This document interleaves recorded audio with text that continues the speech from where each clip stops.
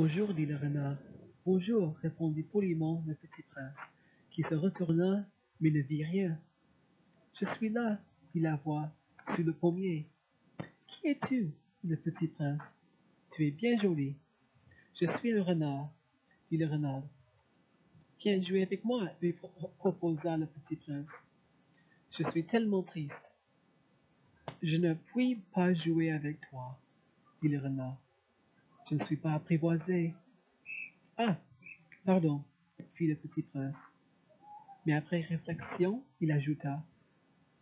Qu'est-ce que signifie apprivoiser? Ce n'est pas ici, dit le renard. Que cherches-tu?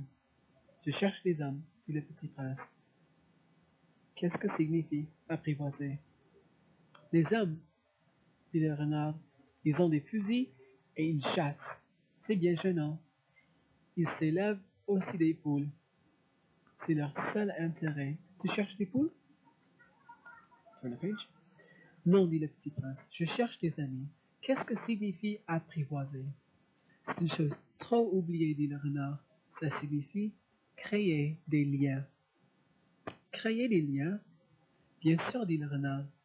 Tu n'es encore pour moi qu'un petit garçon, tout semblable à 100 000 petits garçons. Et je n'ai pas besoin de toi. Et tu n'as pas besoin de moi non plus. Je ne suis pour toi qu'un renard semblable à 100 000 renards. Mais si tu m'apprivoises, nous aurons besoin l'un de l'autre. Tu seras pour moi unique au monde, je serai pour toi unique au monde. Je commence à comprendre, dit le petit prince. Il y a une fleur, je crois qu'elle m'a apprivoisé. C'est possible, dit le renard. On voit sur la terre toutes sortes de choses. Oh, ce n'est pas sur la terre, dit le petit prince. Le renard parut très intrigué. Sur une autre planète? Oui. Il y a des chasseurs sur cette planète-là? Non. Ah, ça c'est intéressant. Et des poules? Non. Rien n'est parfait, soupira le renard. Mais le renard revint à son idée. Ma vie est monotone. Je chasse les poules. Les hommes me chassent. Toutes les poules se ressemblent. Et tous les hommes se ressemblent. Je m'ennuie donc un peu. Mais si tu m'apprivoises, ma vie sera comme ensoleillée. Je connaîtrai un bruit de pas qui sera différent de tous les autres. Les autres pas me font rentrer sur terre. Le tien m'appellera hors du terrier comme une musique. Et puis regarde, tu vois là-bas les champs de blé? Je ne mange pas de blé, de pain. Le blé pour moi est inutile. Les champs de blé ne me rappellent rien. Et ça c'est triste. Mais tu as les cheveux couleur d'or. Alors ça sera merveilleux quand tu m'auras apprivoisé. Le blé qui est doré me fera souvenir de toi. Et j'aimerais le bruit du vent dans le blé. Le renard se tut et regarda longtemps le petit prince. S'il te plaît, apprivoise-moi, dit-il.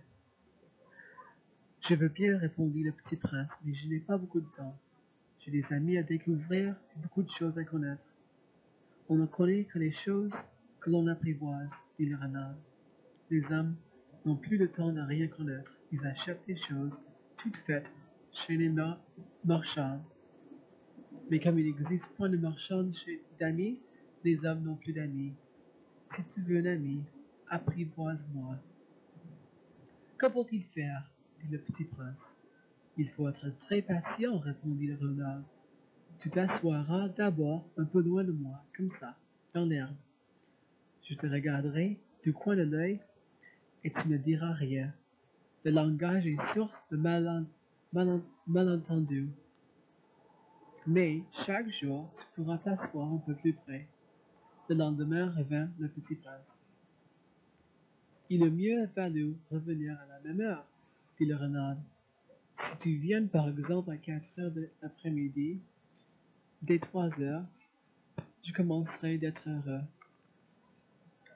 Plus l'heure avancera, plus je me sentirai heureux. À 4 heures déjà, je m'agiterai et m'inquiéterai. Je découvrirai le prix du bonheur. Mais si tu viens n'importe quand, je ne saurai jamais à quelle heure m'habiller le cœur. Il faut des rites. Qu'est-ce qu'un rite? Dit le petit prince. C'est aussi quelque chose trop oublié, dit le renard. C'est ce qui fait qu'un jour est différent des autres jours, une heure des autres heures.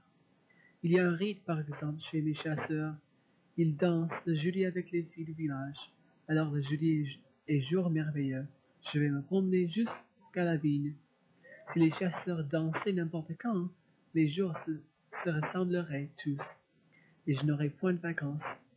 Ah, le petit prince apprivoisa le renard. Ainsi le petit prince apprivoisa le renard. Et quand l'heure du départ fut approche, ah, dit le renard, je pleurerai.